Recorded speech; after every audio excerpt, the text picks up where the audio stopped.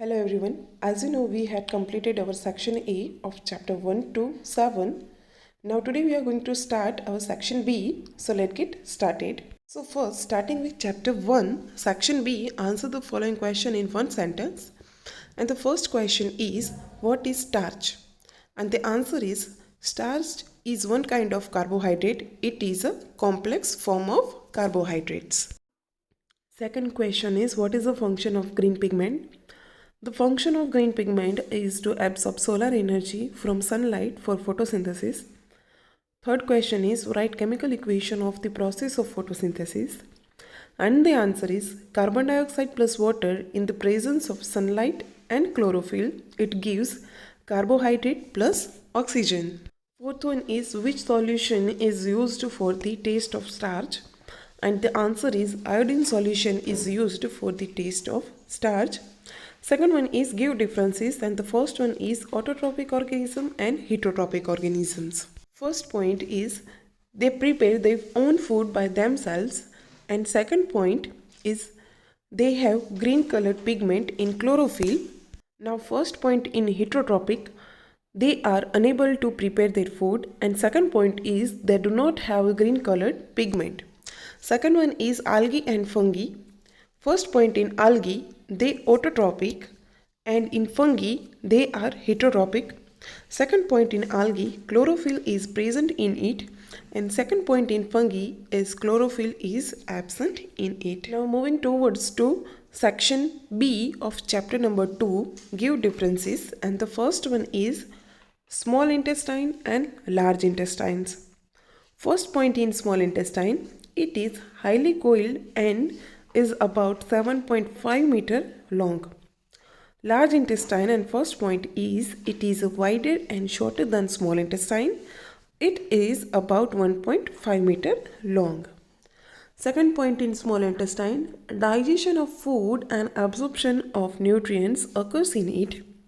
Second point, in large intestine, only absorption of water and some salt from the undigested food occurs in it. Last point, in small intestine, secretion of intestinal juice occurs in it. And third point, in large intestine, is the fecal matter formed and removed by it. In this chapter, there is no one sentence questioning and answering. It is done with the definitions. Now moving towards the third chapter. Starting with one sentence, and the first one is, mention the stages of life history of silk moth. And the answer is, the stages of life history of silk moth. First one is egg, second one is larva, which is known as caterpillar, third one is pupa, and fourth one is silk moth. Second question is, mention the three names of Indian breeds of sheep, and the answer is, Indian breeds of sheep are Lohi, Bhakarwal, and Patanwadi. Third question is, what are burns? And the answer is, burrs are the small fluffy fibers picked out from the hair while processing of wool. Fourth one is, from which animal is wool obtained from the fleece in India? And the answer is, in India, wool is obtained from the fleece of sheep, goat, yak, and camel. Now talking about give differences of chapter number 3. First one is wool and silk. First point, in wool, wool is obtained from the hair of sheep or yak. In silk, silk is obtained from the cocoon of silk moth. Second point, in wool, shawls, sweaters, muffler, etc. are made from wool.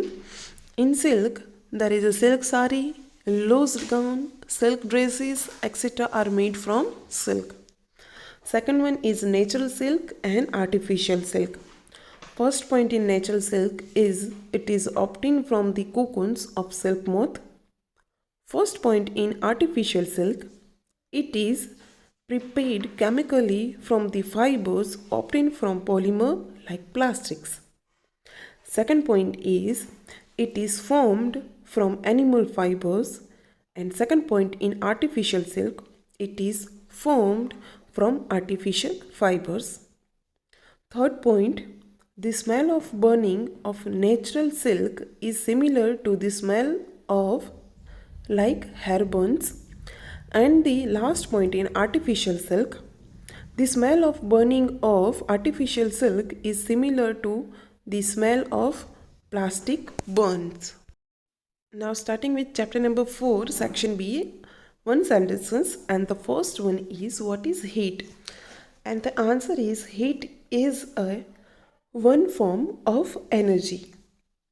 Second one is state the modes of transfer of heat, and the answer is conduction, convection and radiation. Third one is what is the SI unit of temperature, and the answer is the SI unit of temperature is Kelvin.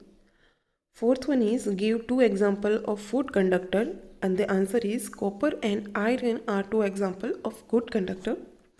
Fifth one is give two example of insulators, and the answer is plastic and wood. Now moving towards to give differences, and the first one is good conductor and bad conductor. First point in good conductor is the transfer of heat in such substance is fast.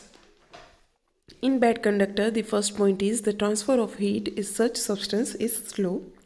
Second point is gold, silver, aluminum, copper, iron, etc. are the good conductors example, and glass, plastic, ebonite, rubber and leather, etc. are the bad conductors of heat. Second one is heat and temperature, and the first point is it is a form of energy, and in temperature it is a thermal condition of body. Second one is it flows from one object to another when there is a difference in temperature. Second point in temperature, it is a quantity that indicates whether or not and in which direction heat will flow. Third point in heat, it is a total amount of internal energy of a body. And third point in temperature, it is a proportional to average kinetic energy to the molecule of a body. Next is it is a cause, and in temperature it is an effect. Last point is its SI unit is joule. In temperature, last point is it is a SI unit is Kelvin. So here we are completing our section B of chapter 1 to 4. Next video we are going to take chapter 5 to 7's sections B. So you have to write all the sections in fan notebook. Thank you.